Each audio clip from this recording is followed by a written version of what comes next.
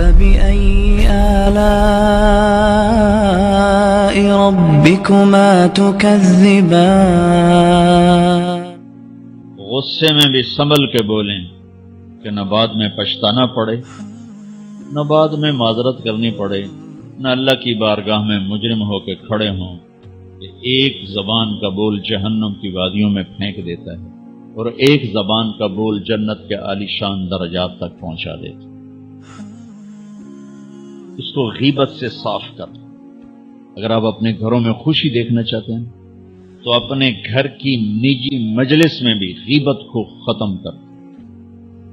اب بچے بیٹھے ہیں، بیوی ہے، خامد ہے، ماں ہے، باپ ہے، بہن بھائی بیٹھے، سارا دن جو بولنا ہے بولو، غیبت نہ بولو، کسی کی برائی نہ بولو، کسی کی برائی مت سنو، کسی کی برائی مت بولو۔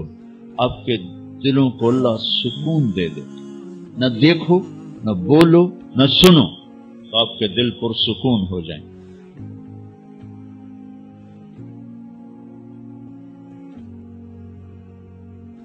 جو چیز مارکیٹ میں کم ہوتی اس کا ریٹ بڑھ جاتا۔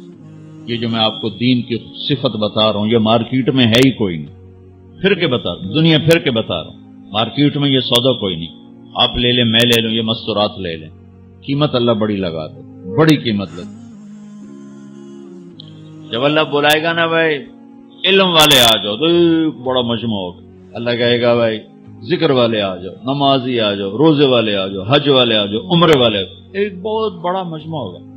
جب اللہ کہے گا زبان کی حفاظت والے آ جاؤ، اچھے اخلاق والے آ جاؤ، تو ہمارے پنجابی کہتے ہیں ٹاما ٹاما کوئی اٹھے گا تو کوئی اٹھ کے دکھائی دے گا۔